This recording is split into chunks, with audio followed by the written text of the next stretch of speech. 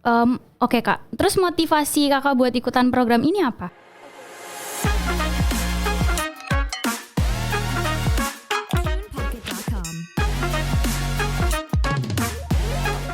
What's up stationers, welcome back to our station. This is Syatira here with new and fresh episode. Kalian pastinya kangen nih dengan konten-kontennya MPK Station, tapi jangan khawatir karena kita kembali dengan konten-konten yang bermanfaat. Nah, ngomongin tentang hal yang bermanfaat, kita kali ini akan kulik sesuatu yang bikin semangat stationers ini nambah. Kenapa sih? Karena guest star kita kali ini yaitu siswi berprestasi di SMA Negeri 1 Pekalongan yang ikutan Student Exchange atau pertukaran pelajar KLIS 2021-2022. Oke, welcome one and only Kak Karina Zahra. Hai semuanya, hai Syatira. Halo Kak, bisa perkenalan diri dulu nih? Okay, so hi everyone, my name is Karina Zahra. You can call me Karin or Karina. Aku adalah siswa kelas 12 di SMA Negeri 1 Pekalongan. And yes, I'm also a returnee of KLIS program 2021 and 2022 in the United States. Oke, Kak Karin gimana kabarnya? Alhamdulillah baik Sitir, walaupun di tengah kehektikan kelas 12 ya. Tapi Alhamdulillah kalau baik. Iya.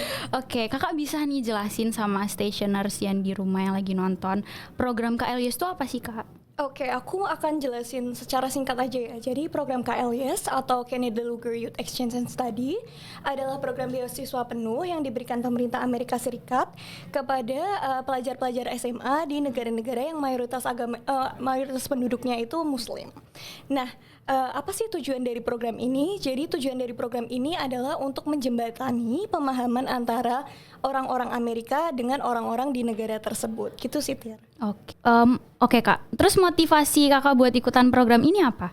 Oke, speaking of my motivation, sebenarnya dari dulu itu aku pengen banget yang namanya belajar di luar negeri sih, Tir. Tapi aku kan sadar kalau misalnya biaya sekolah di luar negeri itu nggak sedikit. Iya, benar Jadi banget.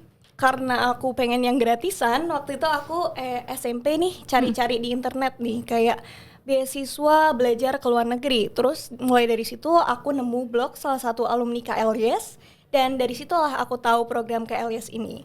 Tapi seiring berjalannya waktu aku SMA itu motivasi aku jadi lebih spesifik nih. I want to see the world from a different perspective, so I decided to step up from my comfort zone and joining this program. Oke, kan Kakak ini udah nemuin motivasinya dari SMP. Nah, apa sih yang Kakak persiapin untuk ikutan program ini? Kemudian tahapannya tuh juga apa aja? Oke, karena seperti yang udah aku sebutin, aku tahu program ini itu dari SMP ya. Jadi waktu aku SMP itu aku udah mulai persiapin buat cari tahu lebih lanjut. Ini tuh program apa sih, tujuannya apa, dan juga kayak cakupan beasiswanya itu apa aja. Jadi aku bisa tahu nih whether program ini tuh cocok buat aku atau enggak, kayak gitu sih. Tapi seiring berjalannya waktu aku masuk SMA, karena aku udah tahu persyaratan-persyaratannya apa aja nih, jadi aku mulai persiapin tuh, mulai dari improve my English skill, dengan cara ikut debat bahasa Inggris, juga yang kedua itu aku juga ngumpulin sertifikat lomba dan juga pengalaman organisasi buat yang bisa nambah nilai plus waktu aku ikut seleksi. Oke. Nah, selain itu, karena di KLIS itu ada minimal nilai rapornya, aku juga berusaha untuk mempertahankan nilai aku, gitu sih. Terus tahapannya apa aja tuh Kak? Oke, untuk tahapan seleksi itu sendiri ya. Jadi seleksinya itu kurang lebih cukup lama sih, ada kurang lebih 1 tahun. Itu dibagi jadi 3 tahap. Jadi yang pertama ada seleksi chapter, yang kedua ada seleksi nasional, dan yang ketiga itu ada seleksi internasional. Nah, tahapannya itu apa aja sih? Jadi tahapannya itu yang pertama ada seleksi berkas, wawancara bahasa Indonesia dan bahasa Inggris, dinamika kelompok. Nah, waktu di seleksi nasional itu kurang lebih tahapannya sama sih, tapi ada tambahan essay impromptu, Tir. Nah, juga kalau di seleksi internasional ini kita tuh nggak disuruh ngapa-ngapain sih di sini. Pihak Amerika itu cuma ngecek kelengkapan berkas kalian dan apakah kalian itu memenuhi standar persyaratan kesehatan untuk tinggal di sana atau enggak gitu. Oke, tadi kan Kak Karin bilang kalau persiapan seleksinya itu lama banget ya. Nah, ada nggak momen memorable saat seleksinya gitu? Oke.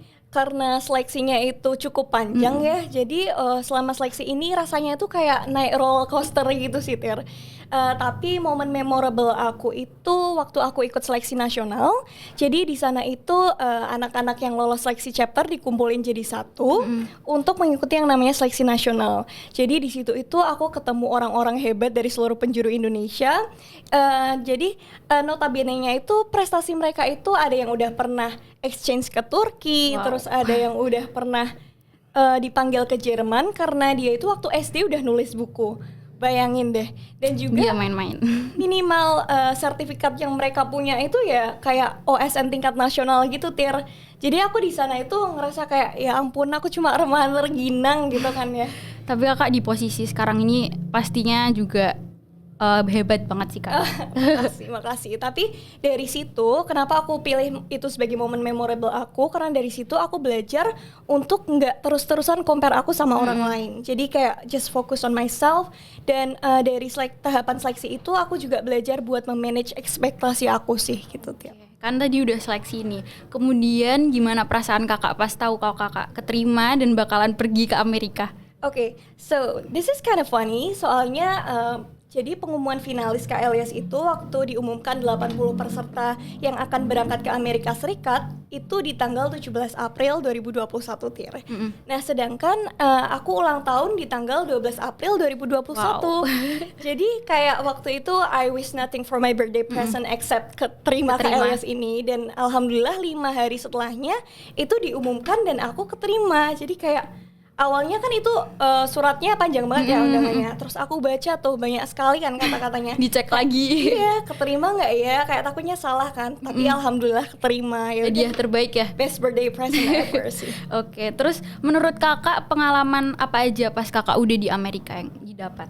Oke, jadi in terms of experience itu pasti banyak banget ya, Tira. Soalnya kan kita di sana itu hidup selama kurang lebih 10 bulan di belahan bumi yang lain, yang notabene-nya itu jaraknya 14.000 sampai 15.000 kilometer dari rumah, dari Indonesia. Tapi I'm very grateful karena aku bisa ngerasain experience to live in my American dreams. Jadi yang tadinya aku cuma nonton di film-film aja, sekarang aku udah bisa nih ngerasain as simple as kayak supporteran waktu nonton American football, terus juga ngerasain American prom, dan juga apa sih ya, kayak aku di sana sempat makan salju juga loh. Buat boneka salju nggak tuh? Buat boneka salju juga. Dan it's a whole new experience for me sih. Dan selain itu, aku juga dapat kesempatan to build connection sama orang-orang hebat dari seluruh penjuru dunia. Karena yang datang di sana kan yang ikut pertukaran pelajar nggak cuma dari Indonesia ya, tapi dari negara Italia, Spain, Jepang. Jadi kita kumpul di sana, kita jadi kenal satu sama lain tuh. Dan yang ketiga dan yang nggak kalah pentingnya itu, aku juga belajar banyak banget nih dari mereka. Jadi aku belajar tentang sistem pendidikan di Amerika, terus sistem pemerintahannya gimana, dan juga perspektif orang-orang Amerika dalam menyelesaikan masalah sehari-hari mereka. Jadi aku bisa bilang exchange ini very very worth it sih. Oke. Terus kakak di sana pernah nggak sih ngalamin culture shock atau kaget sama budaya yang di sana? Well, this is a good question. Jadi culture shock itu menurut aku sesuatu yang nggak bisa dihindari ya dalam exchange, karena kita kan hidup 10 bulan itu nggak lama loh. Kalaupun kita liburan ke negara mana nih, misal yang berbeda dari Indonesia, itu juga pasti akan ngalamin culture shock kan, karena budaya yang berbeda. Nah, selama aku tinggal di sana, culture shock itu aku alamin dari mulai hal-hal yang sepele, kayak misalnya di toiletnya itu nggak ada air, cuma kayak ada pakainya tisu. Tapi kan kalau kita gimana kan ya, kayak agak jijik gitu. Terus yang mereka itu jarang banget makan nasi. Terus kalau mereka makan itu nggak pakai sendok tapi pakai garpu. Hal-hal yang kayak gitu tuh udah aku alamin. Terus sampai culture shock ke yang lebih mengarah ke gimana mereka bersosialisasi dan menghadapi permasalahan mereka dalam kehidupan sehari-hari. Nah, jadi kalau orang Amerika itu sendiri biasanya mereka cenderung lebih individualis daripada orang-orang Indonesia. Jadi nggak ada tuh kayak tetangga yang ngerupiin tetangga sebelah, yang kayak ngegibahin tetangga sebelah, itu nggak ada sih. Dan juga yang paling memorable di aku itu karena murid-murid di sana itu manggil gurunya itu nggak pakai Pak atau Bu, namanya jadi langsung nama aja. Terus kayak mereka tuh sedekat itu, bahkan kayak tiba-tiba berangkat terus meluk gitu ada. Kayak bayangin deh kita di Semansa kayak gitu apa nggak langsung di DO kan. Jadi kayak di sana tuh kayak aku tetap manggil Pak dan Bu sih personally. Oke. Terus cara kakak menghadapi perbedaan budaya dan juga perbedaan adat itu gimana kak? Oke, karena tadi aku bilang culture shock itu sesuatu yang nggak bisa dihindarin, jadi my best tip is try to be as open-minded as you can sih. Jadi kayak coba aja jadi orang yang lebih terbuka terhadap perubahan-perubahan yang ada di sekitarmu. Nah, jadi apa ya, jangan cuma kayak jadi orang saklek yang misal budaya di Indonesia tuh kayak gini, terus kayak budaya di Amerika tuh berbeda, jadi aku nggak mau ngikutin. Jangan kayak gitu. Kayak try to step up from your comfort zone, sama try to adapt to it aja sih. Jadi lama-kelamaan akan terbiasa sendiri. Oke. Terus kakak di sana kan sekolah nih di sana, itu gimana sistem pendidikannya? Sistem pendidikan di Amerika itu agak berbeda ya sama di Indonesia. Kalau di Indonesia itu kan kalian itu masuk sekolah udah ditentuin ya, kayak mapel-mapel yang harus diambil itu apa aja. Nah, tapi kalau di sana itu setiap siswa bebas memilih mapel yang mereka inginkan. Jadi kalau di sekolahku itu setiap tahunnya siswa itu disuruh milih 8 mata pelajaran. Kak Karin pilih apa nih? Oke, aku waktu itu pilih Computer Science, Business Management, terus US History, World History, Honors Algebra 2, Creative Writing sama Choir. Oke. Favorit kakak? Aduh, kalau favorit sih banyak ya, soalnya itu pelajaran kan aku suka semua ya, jadi aku pilih. Tapi I would say Business Management, one of them, sama History sih, US History sama World History itu aku suka. Oke. Terus kakak di sana ada ekskulnya juga ya? Ada sih ekskul. Kakak join apa nih? Oke, jadi di sana itu ekskulnya itu lebih ke sport ya. Jadi sportsnya itu dibagi per seasonal. Jadi ada fall season, spring season, sama winter season. Nah, kalau di fall season ini aku milih cross country. Terus di winter season ini aku nggak milih apa-apa karena itu dingin banget, kayak aku nggak kuat untuk berangkat latihan kan. Terus akhirnya di spring season itu aku ikut softball. Oke. Terus momen paling berkesan kakak saat di Amerika apa itu? Momen paling berkesan tuh banyak banget ya, Tir. Kayak every second that I spend there itu kayak sangat-sangat memorable buat aku. Tapi I would say yang pertama itu waktu aku volunteering di Hope Met Gala sih. Jadi itu tuh prom, kayak American prom, tapi ditujukan untuk orang-orang yang berkebutuhan khusus. Jadi di sana itu range usia pesertanya ada 14 sampai 75 tahunan. Jadi mulai dari nenek-nenek sampai teenager tuh ada di prom itu. Nah, aku tuh ngapain sih di sana? Jadi tuh aku volunteer as a buddy. Jadi aku jadi prom date-nya mereka, dan di sana itu aku nemenin mereka selama seharian penuh dan make sure that they has their best day lah kayak gitu. Nah, yang buat aku belajar banyak dari situ itu kayak karena kan sebelumnya aku nggak pernah berinteraksi langsung sama orang-orang berkebutuhan khusus ya. Nah, waktu aku dikasih kesempatan itu kayak aku sangat-sangat bersyukur, kayak I think that they're the sweetest creature on earth sih. Wow. Terus pengalaman yang kedua itu I would say civic education workshop. Jadi civic education workshop ini ditujukan buat 150 finalis yang terpilih dari peserta KLS dari seluruh dunia, dan nantinya itu mereka akan diberangkatkan ke Washington DC selama 1 minggu untuk mengikuti workshop yang di coach langsung sama orang-orang di kedutaan besar Amerika. Jadi kayak diplomatnya Amerika Serikat, terus kayak waktu itu aku juga sempat ngobrol sama senatornya Indiana. Gubernur. Jadi senator tuh ya kayak gubernur sih, bener. Nah, di situ itu selain kita belajar tentang diplomasi dan lain sebagainya, kita tuh juga diajak jalan-jalan ke monumen-monumen yang ada di Washington DC, dan juga waktu itu kita dibayarin buat nonton NBA sih. Asik banget tuh, kayak film-film. Iya. Alhamdulillah ya. Oke.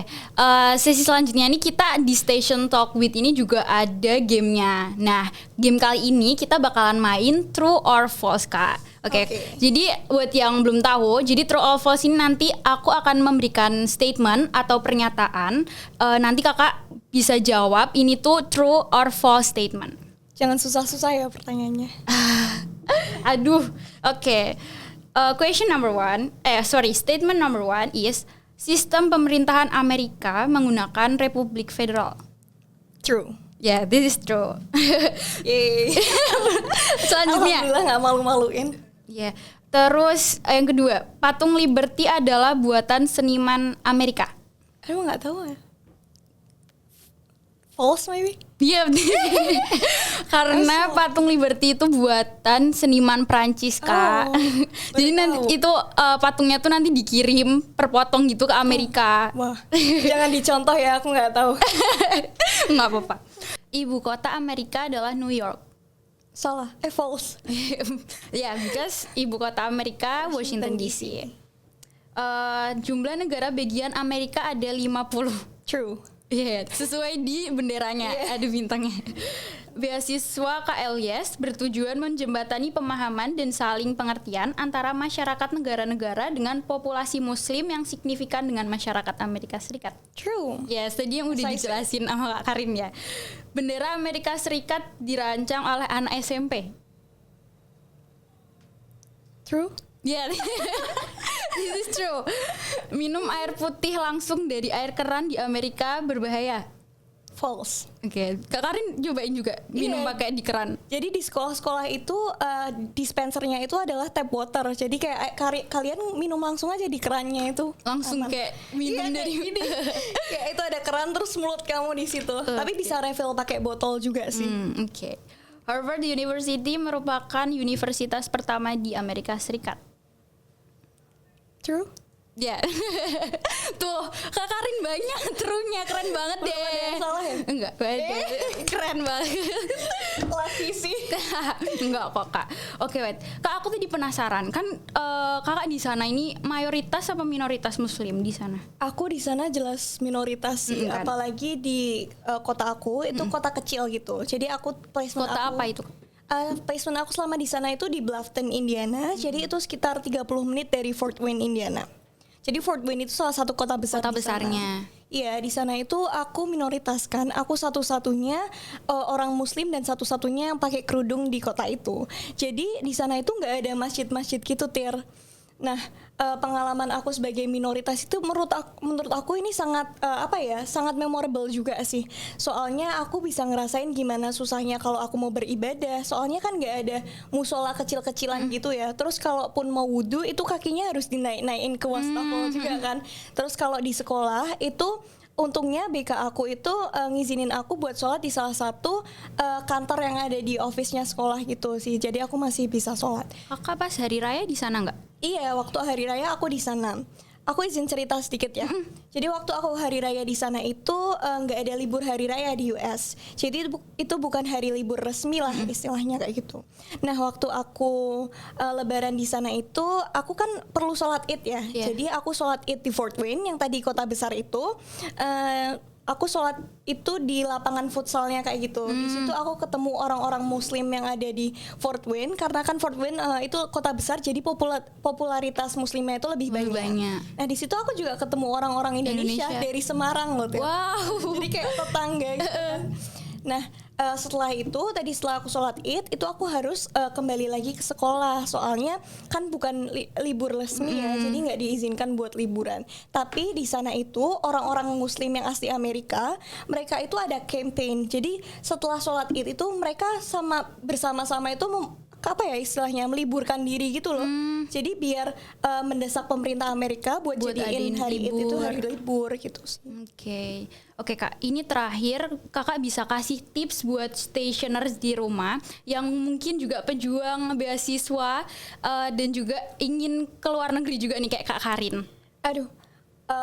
Speaking of tips, aku nggak mau ngasih tips yang gimana-gimana ya. Tapi kalau untuk seleksi KLIS ini sendiri terutama ini klise sih, tapi just be yourself.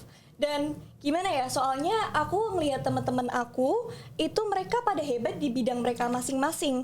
Jadi kayak nggak ada kriteria pasti gimana caranya kamu bisa lolos program ini. Kayak kamu harus OSN apa, harus prestasinya tingkat nasional, itu nggak ada buktinya. Aku aja lolos karena alhamdulillah itu sangat-sangat mengejutkan. Tapi yang perlu kalian ketahui, kalian tuh harus tahu diri kalian gitu sih. Know yourself, show the best version of yourself sih.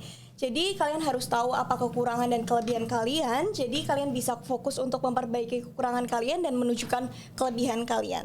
Ngomongin soal tips, aku di sini nggak mau ngasih tips yang muluk-muluk sih, tapi terutama buat yang tips KLS-nya ini dulu ya.